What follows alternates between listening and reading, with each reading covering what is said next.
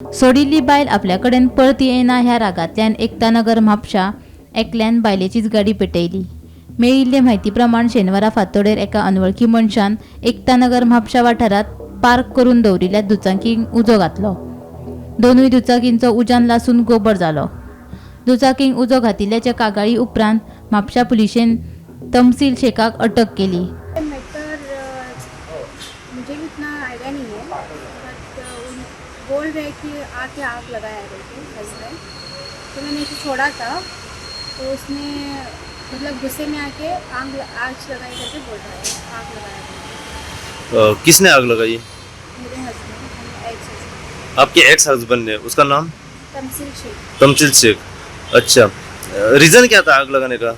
मुझे भी मतलब इतना आइडिया नहीं है, मतलब वो बोल रहा है कि फिर से आके मेरे साथ रहे। अच्छा, सो आपके साथ रहने के लिए बोल रहा था वापस। हाँ। उसकी पहले बीवी?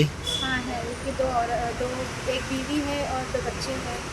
अच्छा, और आप दूसरी? मैं सेकंड। सेकंड। सो आपसे झगड़ा हो रहा था क्या? हाँ, झगड़ा हो रहा था, तो मतलब बोल रहा था कि आके रहे मेरे साथ में, ऐसा बोल रहा था। बट मैं बोली नहीं, मेरे को नहीं रहना है, आपकी वाइफ है, बच्चे हैं, उनको संभालो।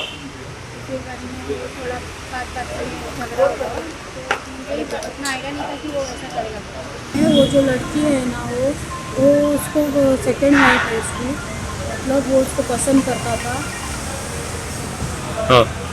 तो उसको टॉर्चर करने लगा था कि उसका जो कुछ सामान है वो देने का बोल के।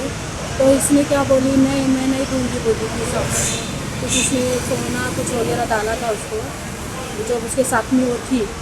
जब वो बाहर गया तभी उसने उन लोग दोनों का क्या हुआ, दोनों का तलाक हुआ दोनों का।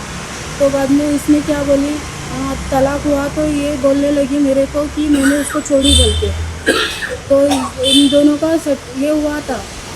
ये आने के बाद में 2-3 महीना अच्छा था। ये तीसरे महीने से बाद में इसको ये मेरा पति है, इसको फ़ोन करने लगा था सामान के लिए, मेरा सामान दे। ये बोलने लगी नहीं देती बोल के।